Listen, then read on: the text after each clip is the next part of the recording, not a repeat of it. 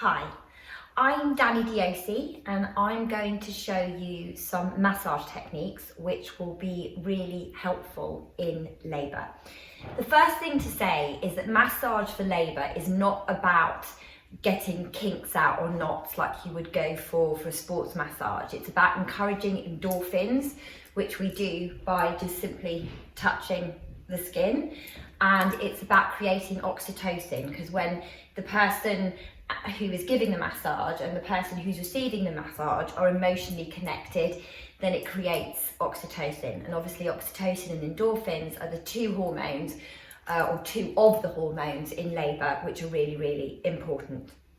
My lovely assistant Sophie is sitting on a peanut ball, which is really great for labour because what it does is it makes sure that the pelvis is tilted forward, and because her legs are either side of the peanut ball, it's actually opening the cavity of the pelvis. It's also very comfortable. It supports any bump that the mother has, and she can stay like this for a long time. Also, because she's leaning forward on cushions, it means that she can rest and take it easy between contractions, which is so important for labour. So I'm going to show you a few different techniques. This first one is to help make sure that she's as relaxed as possible between each contraction. It's really, really important that once the contraction is finished, the mother or pregnant person allows that contraction to go completely so that she's rested and ready for when the next one starts.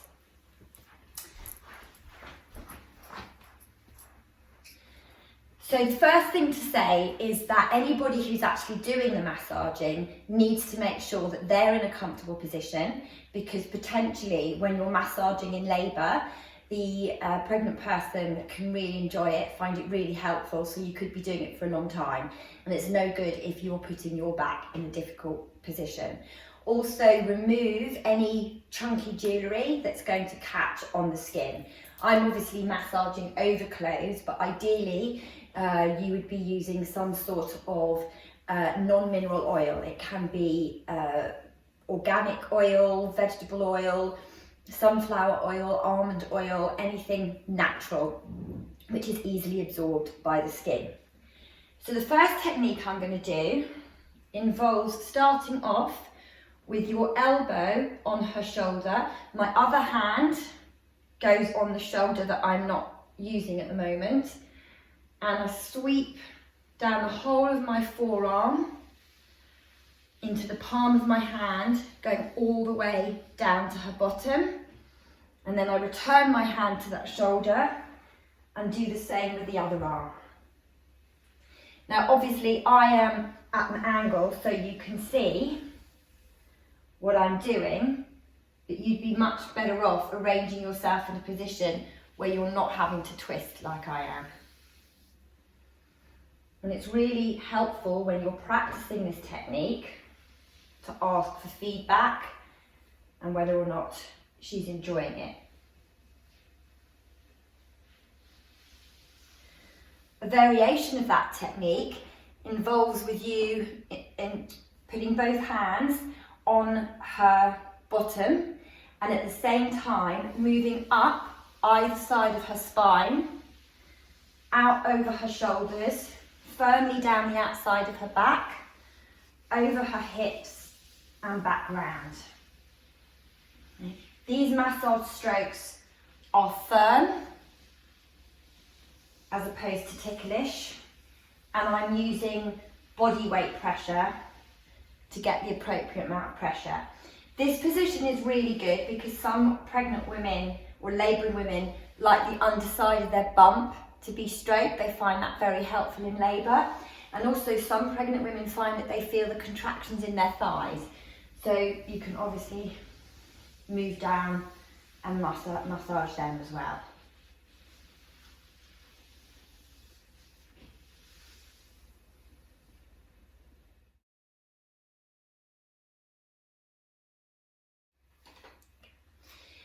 So I'm now going to show you some counter pressure techniques which can be hugely beneficial for during a contraction. As the baby passes through the pelvis, there's lots of nerve endings inside that pelvis, and it can make those contractions feel quite intense, not just from the actual contraction itself, but also from the kind of the movement inside the pelvis. Providing some sort of counter pressure can really help the woman sort of just channel her focus and channel her energy into that contraction, rather than getting distracted by any discomfort she may be feeling at the pelvis. So what the counter pressure involves is you, as the person doing the massage, applying pressure to the areas where she's feeling the most intensity. You're not going to prevent the baby from coming out by applying pressure to the pelvis. You're helping the mother relax and work with her contractions.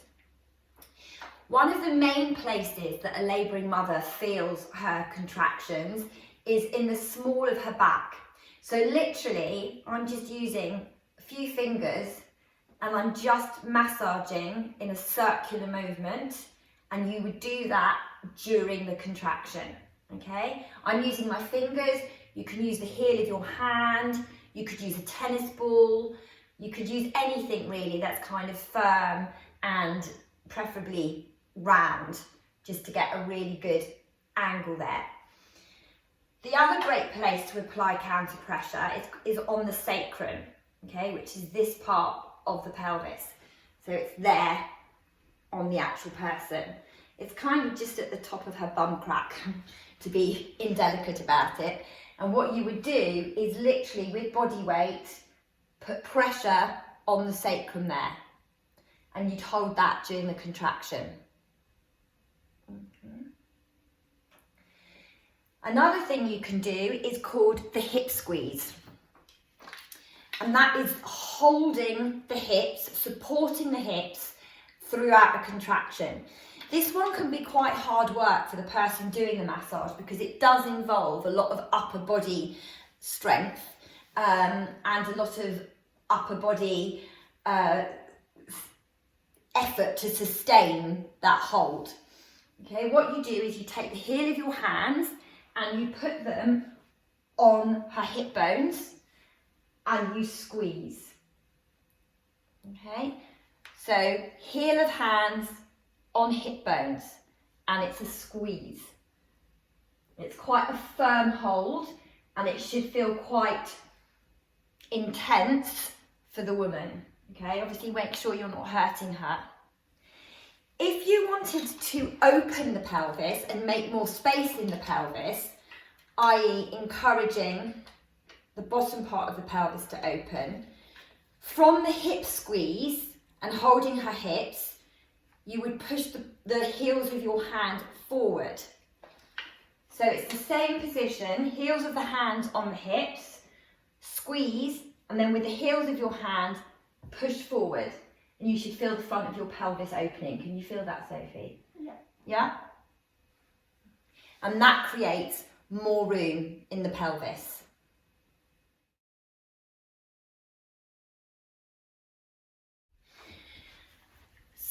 So the next techniques I'm going to show you are what I refer to as grounding techniques. So they can be really, really beneficial for helping the mother or pregnant person to release any adrenaline. So this might be something you use when she's come from home into hospital. It might be something you use if she's had a vaginal examination and the figure is disappointing to her.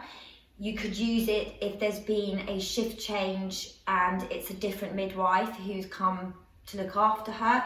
Any time where you can see that there's a bit of an adrenaline spike and she's kind of losing focus on her breathing and on working with her contractions.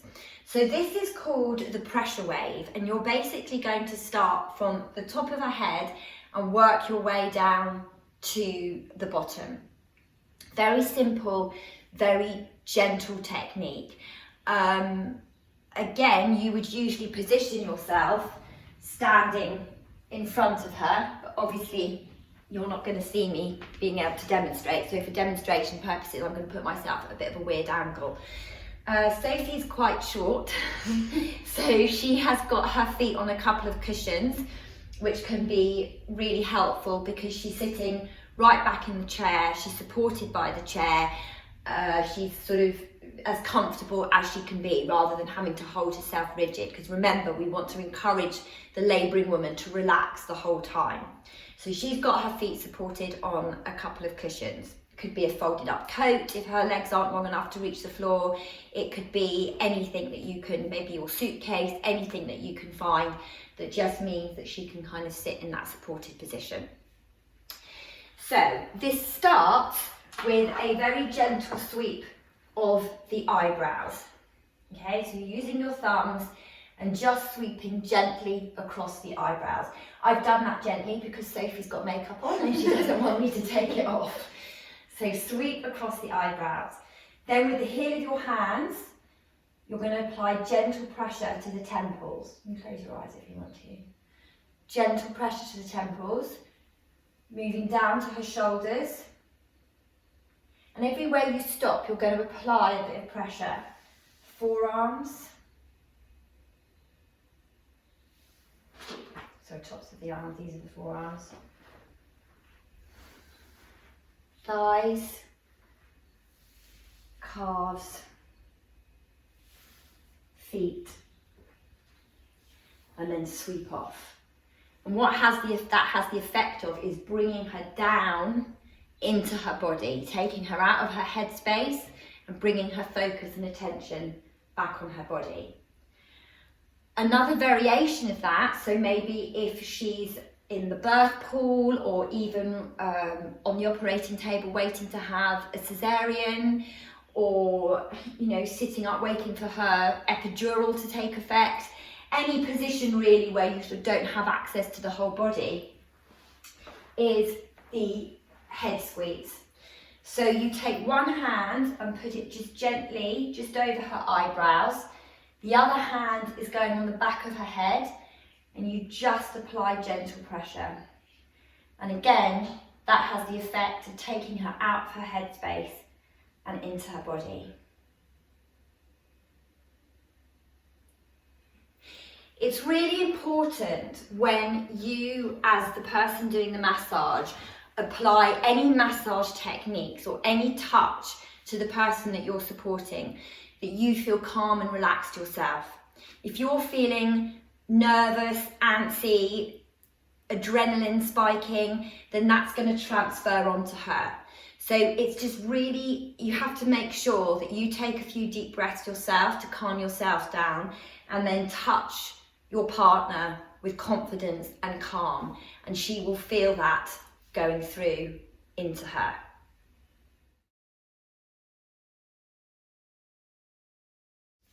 So this final video is called Shaking the Apples, and this is also really good for helping to release adrenaline, but also to give both the person labouring and the person supporting the labouring person some energy, okay, to sort of invigorate, especially after you've been going through it for a long time.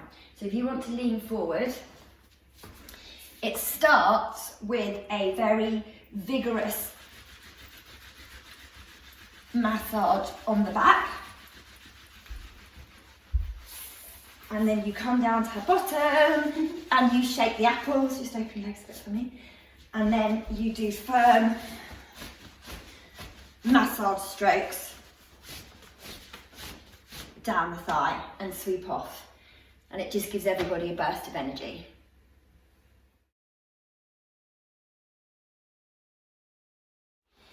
Try if you can to practice these massage strokes, partly because they will help with the relaxation building up to labour, but it also means that if you are required to do any massage in labour, you feel confident in doing so.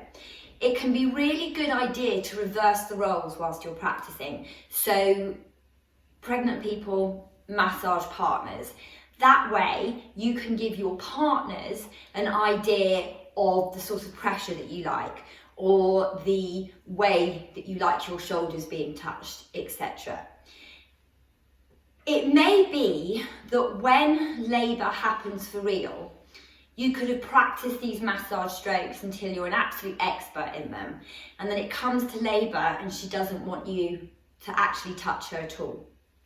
Don't be offended, because the fact that you have done the work together leading up to labour, the fact that she knows if she needs you to support her in that way, you can, is going to be incredibly helpful in helping her to tune into her body and do what she needs to do in labour. If you offer her massage at any point during the process and she asks you politely to step away, then again, you can try offering it at a later stage.